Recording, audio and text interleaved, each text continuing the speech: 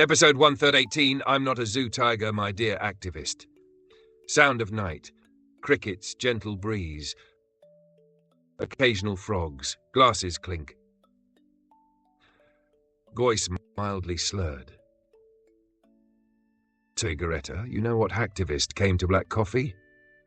Did the mango thief finally return to confess? Worse.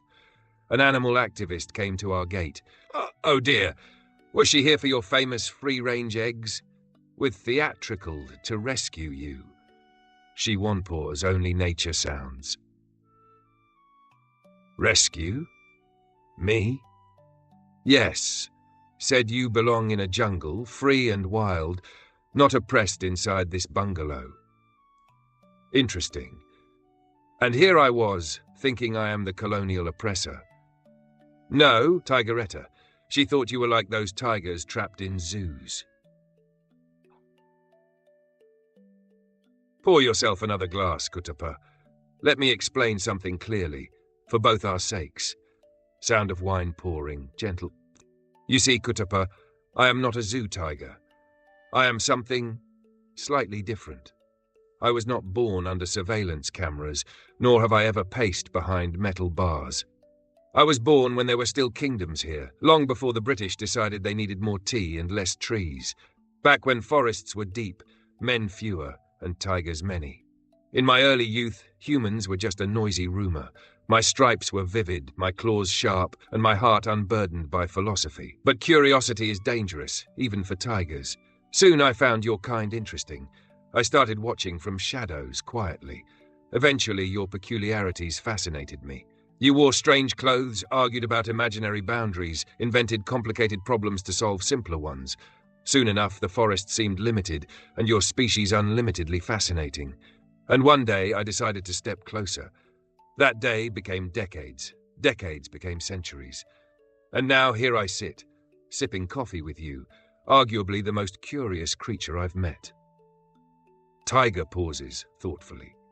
You've lived forever, Tigeretta, but you never clearly told me what you do exactly. Who am I?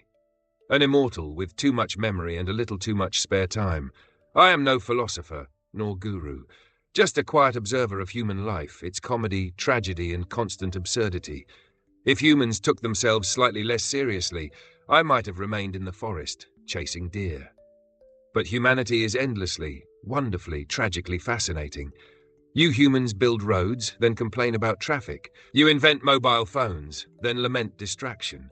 You seek enlightenment online, then wonder why you're still miserable. It's like watching ants trying to organize a picnic in the rain. My purpose here is humble. I'm here to gently mock, carefully question, quietly reflect, and offer an occasional joke as an antidote to human seriousness. I write down stories, your stories, mine, everyone's, so that someday when humanity becomes wise, they'll read and smile knowingly. But why do you stay here in this bungalow? Because, Kutapa, the best way to understand humanity is to live among it.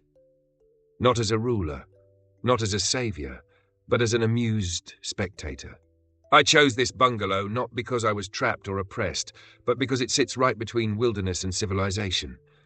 I can see clearly from here. Your village dramas, your city anxieties, your online absurdities, your offline insecurities. I live comfortably, yes, but freedom, Kutapa, is not always roaming free in the jungle. True freedom comes from choosing one's cage and holding the key oneself. So, you're not oppressed, Tigeretta? Oh, Kutapa. The only oppression here is your cooking. Both laugh softly, relaxed, friendly. I live exactly as I please. Watching, learning, writing, occasionally eating your infamous biryani. Mostly, though, simply existing without demands. I don't sell enlightenment and I don't ask for attention. If someone listens, good. If no one does, that's fine too. My existence isn't activism or rebellion. It's a simple invitation, if anyone cares to notice, to reflect quietly on life's peculiar absurdities. But Tigeretta, why do you keep me around? Kutapa. Even immortals get lonely. You offer friendship without philosophy. You argue without judgment. And frankly, your capacity for wine rivals your capacity for accidental wisdom. Gentle silence.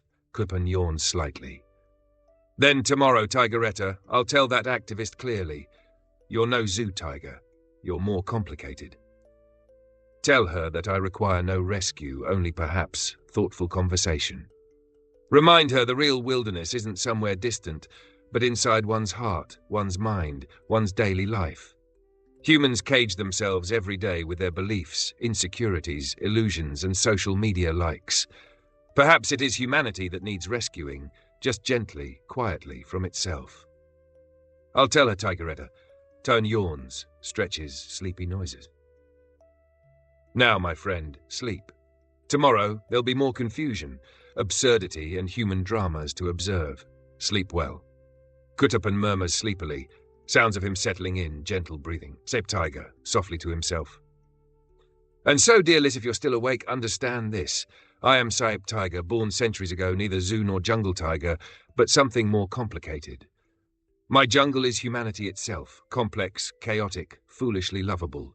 My hunt isn't for prey, but for meaning, often absurd, frequently elusive. But most importantly, understand I am here not as enemy or savior, but as your amused companion, quietly suggesting you laugh at yourselves a bit more gently, think a bit more clearly, and perhaps live a little more kindly. That is who I am. Not a tiger trapped in a bungalow, but a tiger quietly, curiously, and freely observing the beautifully strange spectacle you call life. Good night. Nature sounds resume, fading out gently. End of episode 1318.